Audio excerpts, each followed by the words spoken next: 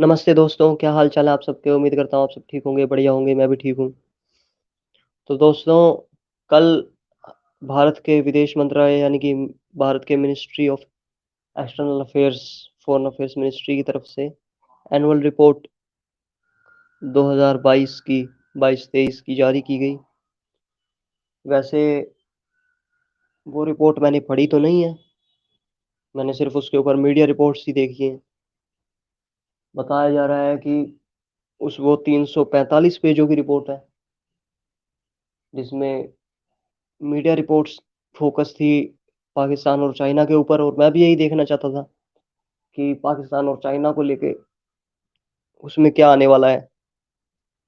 अब बेसिक सी बात है, 345 पेजों की रिपोर्ट है तो इसका मतलब ये तो नहीं है कि वो सिर्फ इंडिया और पाकिस्तान पे होगी।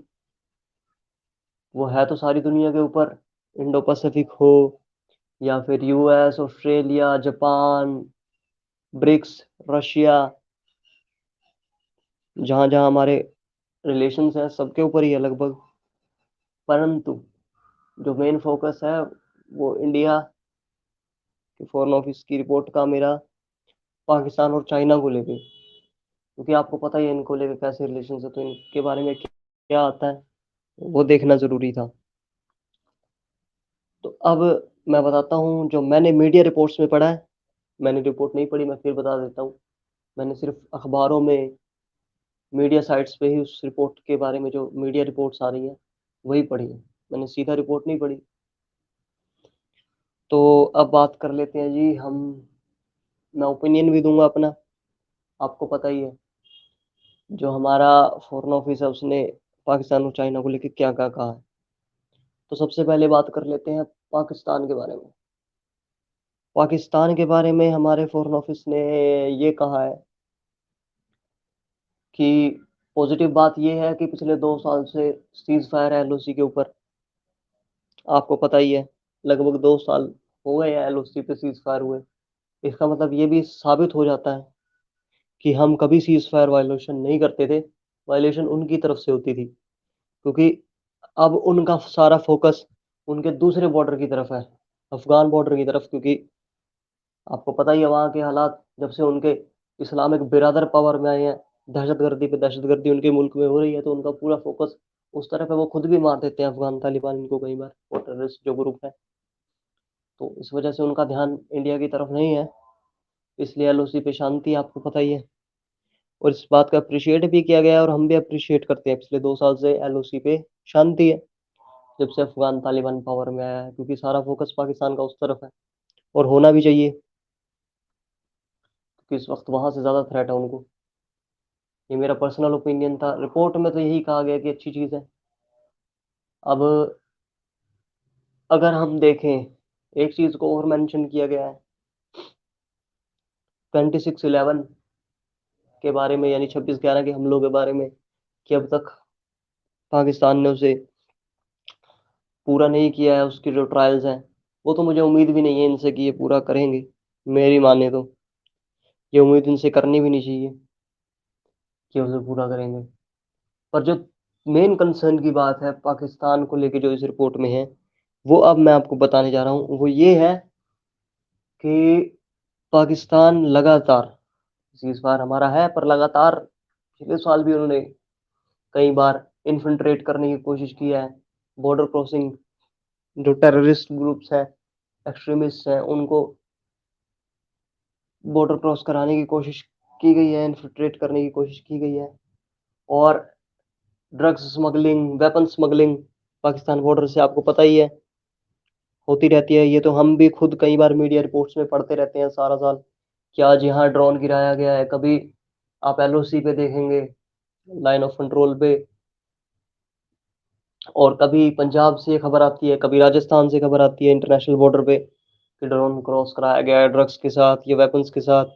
या फिर कई बार गुजरात से एक बार किस इस तरह से एक कश्ती भी पकड़ी गई थी। तो ऐसा होता रहता है पाकिस्तान की तरफ से, और ये रोका नहीं जा रहा।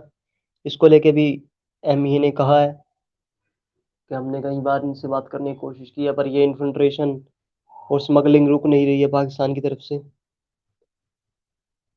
लगातार हो ही रही है, जो एक कंसर्न का इशू है ही। कंटिन्यू भारत के लिए। और एक बात और उन्होंने कही है, जो पाकिस्तान प्रोपेगेंडा करता है इंडिया के against, fake news, fake narrative फैलाता है इंटरनेशनली, और अपनी जो इंटरनल फेलियर्स हैं उनको छुपाने के लिए। आपको पता ही है वहाँ जो इंटरनल प्रॉब्लम्स चल रही हैं, वो तो आप मीडिया रिपोर्ट्स में पढ़ते ही रहते हैं, लंबे टाइम से चल ही रही हैं। उन इंटरनल प्रॉब्लम्स से लोगों का ध्यान हटाने के लिए वो इंडिया के खिलाफ प्रोपेगेंडा लगातार करता रहता है। उसको लेके भी, और उसे भी पूरी तरह से रिजेक्ट कर दिया है हमारे फॉरेन ऑफिस ने। तो ये थी पाकिस्तान को लेके मेरी बात। और इसमें मेरा ओपिनियन ये है कि उनसे उम्मीद भी क्या की जा सकती है, बस ये है कि जो इन्फिल्ट्रेशन होती है, जो ड्रग्स की तस्करी होती है, जो ये स्मगलिंग करते हैं वेपन्स और ड्रग्स की, उसे किसी तरह रोका जाए।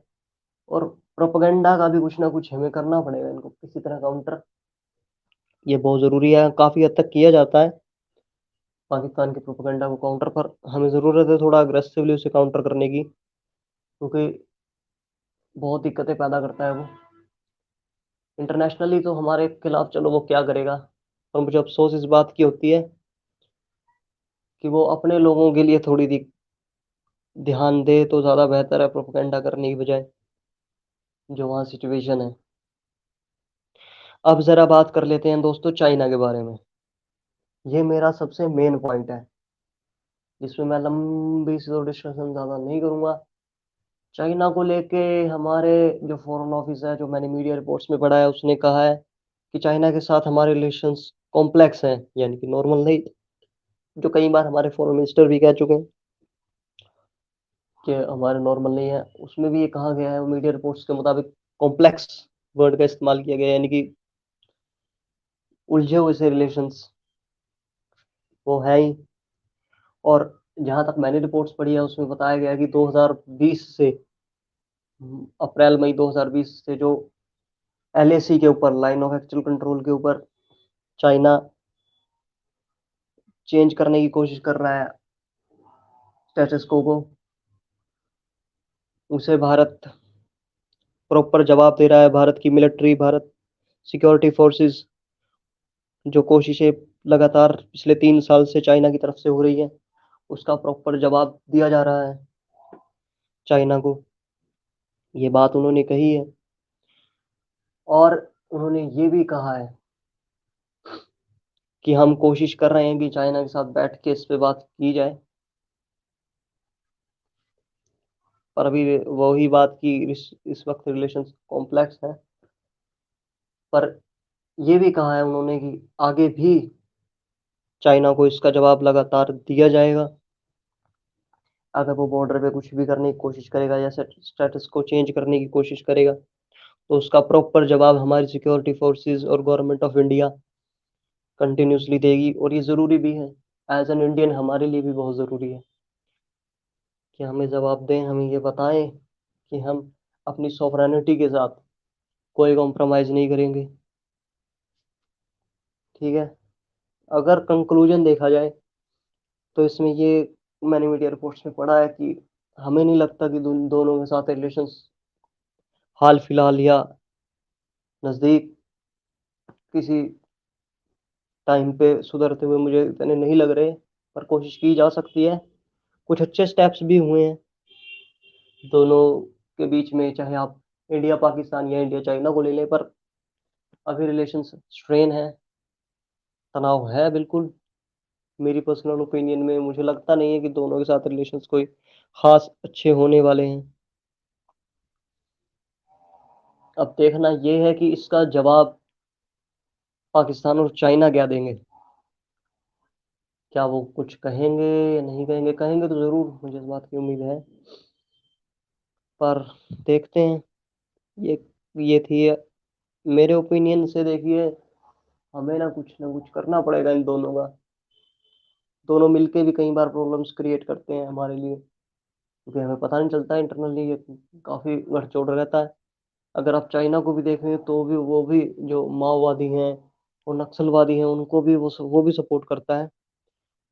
और अभी पीछे अगर आपने देखा हो, तो कुछ महीने पहले रिपोर्ट आई थी कि जम्मू कश्मीर से चाइनीज मेड वेपन्स मिले हैं, तो दोनों हमारे लिए प्रॉब्लम्स तो क्रिएट कर ही रहे हैं। हमें इन दोनों को किसी तरह टैकल तो करना ही है,